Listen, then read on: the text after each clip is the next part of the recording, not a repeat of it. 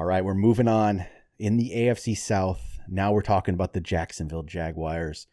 And you know what? Actually, there's not a lot of value in the AFC South. I'll say this. We have one more episode after this one, and I haven't even looked at it yet, but it's the Tennessee Titans, so I don't know how that'll go. But there's not a lot of value. So we're looking at this, and best player on the team is Travis Etienne, easily. But he's going upwards of $40. He's going to go for that.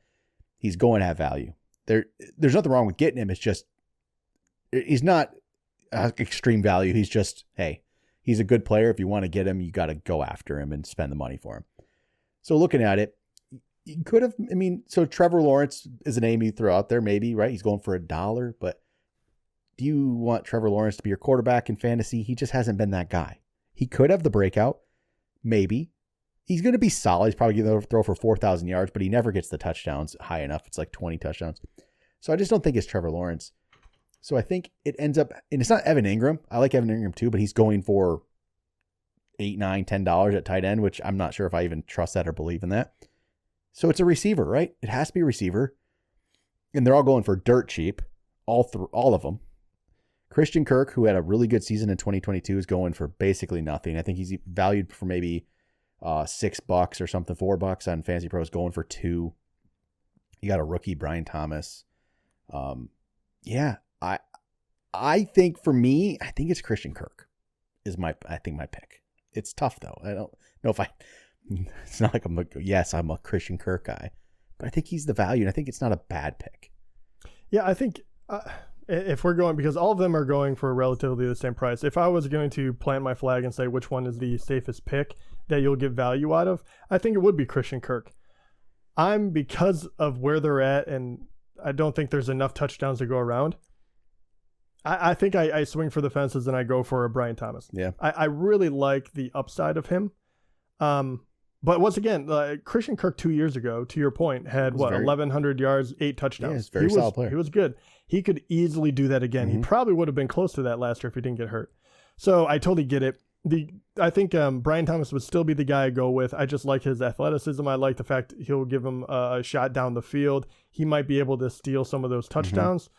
I don't know that's going to happen. And once again, his value, because he's a rookie, might get pole vaulted by one good preseason game. So you have to watch for that. But I don't think Christian Kirk's value is going to go up that much. Another point for him. The one that I'm unsure of is Gabe Davis. Right. Coming from Buffalo, he's had flashes. He had a one big game. Yeah, and everyone fell in love with him, and then he didn't really do anything last year. And we know, once again, we've said this before, but Buffalo fell apart down the stretch last year, and it really hurt everyone's numbers. He could turn into a very good wide receiver on this team. But once again, I say all that being, that's why we don't really know which one of the three. Mm-hmm. Christian Kirk, I think, is the safe one where you can get really good value, because at the price right now, he could be your 4th, 5th or even lower wide receiver, and he could easily slide into that wide receiver 3 and give you really good feedback. But that Brian Thomas is the one that I'd be like, he's a little bit of a sparkling gem. I would probably take a risk on him. And with Davis, they gave him a 3-year, $39 million contract with $24 million of it guaranteed. Well, we all know that they love to overpay him. So I don't know. They gave Christian Kirk a lot of money too. Yeah. So I don't know. It's a tough one. I think there is some value though in the receivers. I think Lawrence is good. He's a good quarterback. He hasn't been a great fantasy quarterback, but it should be enough to give somebody their value. It's just who is going to step up. We'll find out.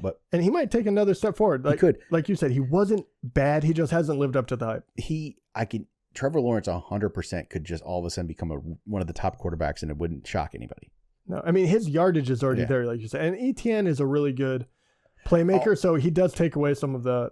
I'll say though, Lawrence is that perfect guy. I've talked about this before. The perfect $1 quarterback I like to throw on my bench, but it has that potential to be more. So, yeah, and if I know we don't usually talk about dynasty, but he does feel like the guy that everyone's given up on. But and if you need a quarterback, it's not a bad one to throw your head in that ring. He's still a good quarterback. He is good. He's good. He's just not.